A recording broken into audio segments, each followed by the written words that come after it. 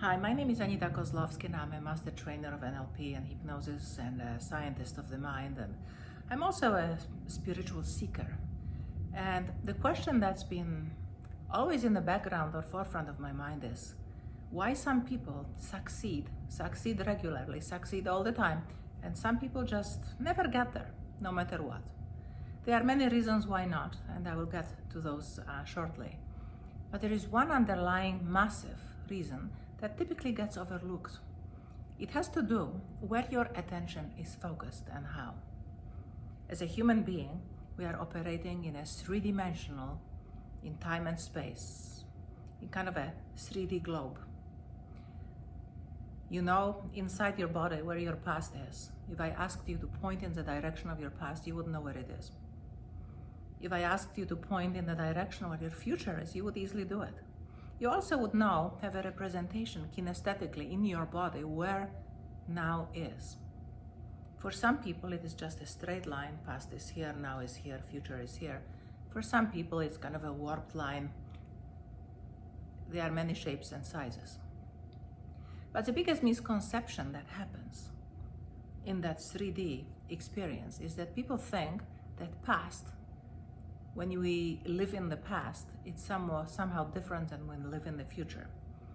Living in the future and being anxious about it means planning to feel bad, creating anxiety. Reminiscing about the past is becoming helpless because there is nothing you can do about it. But when you took both concepts of past and the future into now, we are always living in the now, except sometimes we populate the now with reminiscences of the past or planning for the future, which sometimes may not be the greatest. So we're always in the now. And how do we live in the now?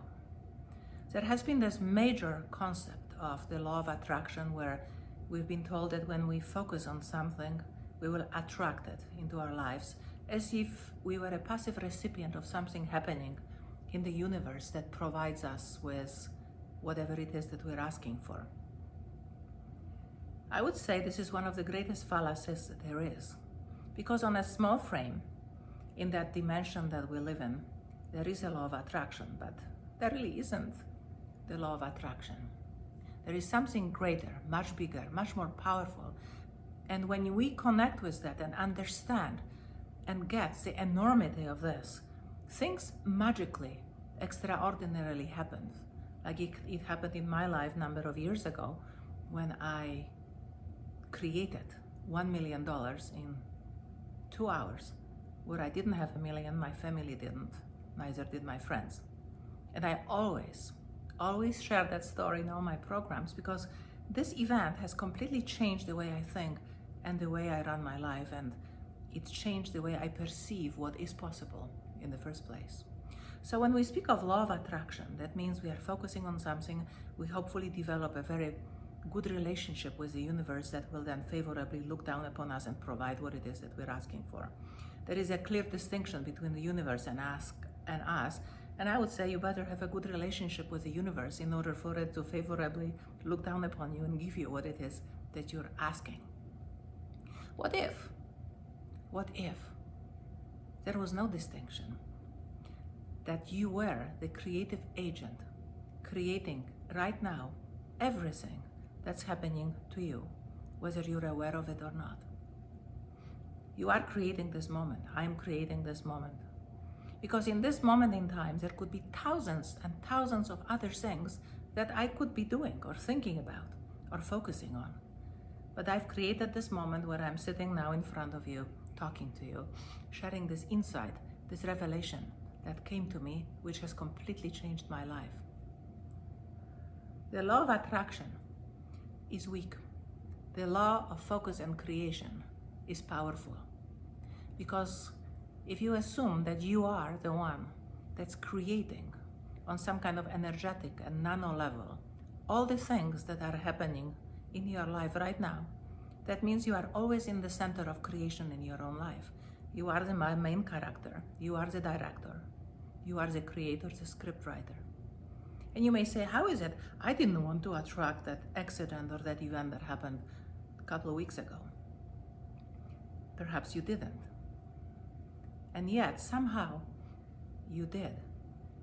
which really is a testimony to the extraordinary power of creation within yourself and the power of your own mind, which is so much greater than the box that we've placed around it. What if you could harness the power of your mind right now, and it will create what it is that you want, so that it would just happen naturally, easily, and effortlessly, as some people do. In the space of love, focus, and creation, there is no past and there is no future. There is only now. Now that is filled with your intention and an absence of what I call the bullshit factor, which is the voice of doubt that you have in your mind, the reasoning as to why this shouldn't happen, all the evidence pointing to the fact that this could not happen. This is the area of excuses. I cannot do it. I'm too old. I'm too fat. I am over the hill. I don't have enough money. I don't have enough time. All those voices, the inner gatekeepers that are keeping you away from what it is that you really want. So let's talk about this for a second.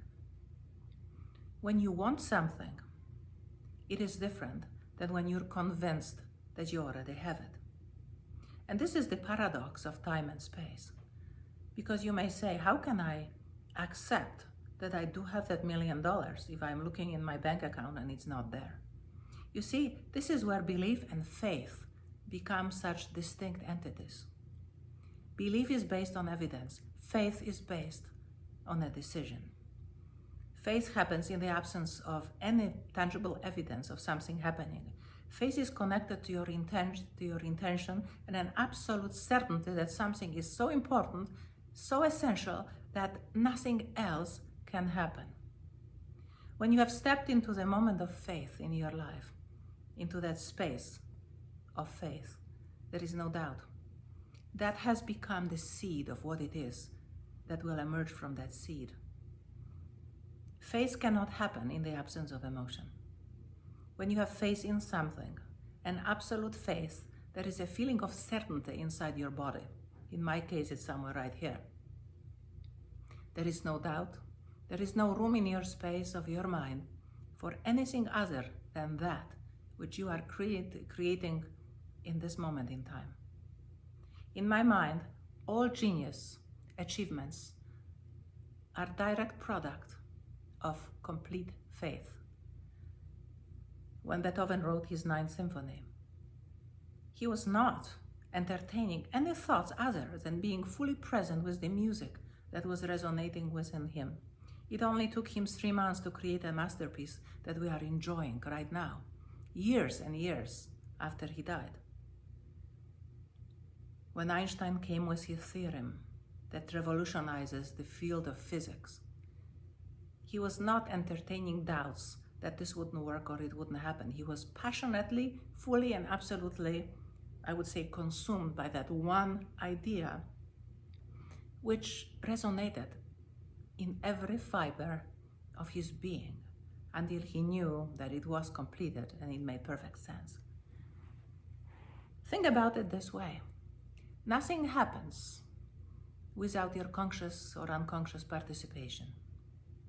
When Beethoven wrote the Ninth Symphony, I don't believe that he just wrote it. He did write it in time and space with pencil and pen, and it took him 3 months to do that. But did he really create it? He did not. This music, the masterpiece, existed fully in its full spectrum, its full glory, full resonance within himself. And it was so powerful that it woke him up in the middle of the night to get up and start writing. He recreated it from a place or space somewhere within himself where it just had to be born because it existed already. So think about your results in your life. All the results in our lives are a function of our intention. We've perfectly created them at some point. Today is the future of yesterday. Tomorrow is the future of today. The seeds that you're planting through the faith that you have in something are going to bear fruit in your life. You are always in a position of faith because everything we have is a function of faith. The question is, what do you have your faith in? Do you have the faith in the media? Do you have the faith in the fact that time is passing and you have less of it? Do you have faith in your bank account, or do you have faith in something bigger, greater, that amazing, extraordinary creative power that you have within yourself, from which you can create magic, create a masterpiece that hasn't yet seen the world, where you can see the poem that hasn't yet been written, or some kind of idea that can revolutionize the world? It comes from a center, from a place of faith, a place within yourself that is outside the law of attraction. It's inside your creation, and is determined by the amount and power of focus that you apply to it. Let's say you want to lose weight. When you say, I want to lose weight, it's a wishful thought. I want to lose 25 pounds. It's a wishful thought. You also have a reason why accomplishment of that goal is so important, because the why is the real reason, is the real goal. The goal itself is just a reflection that your why has been fulfilled. So when you want to lose 25 pounds, you must have a reason why. Let's say it's health. You now have to bend the time and space and say it is now, July 1st, 2020, and I, Brenda, am weighing 120 pounds, my ideal weight, so that I feel healthy, empowered, attractive, capable, and physically fit, able to do the stuff with my kids and my husband, which I wasn't able to do before. My life is now on track, and it's a full experience that I've always wanted.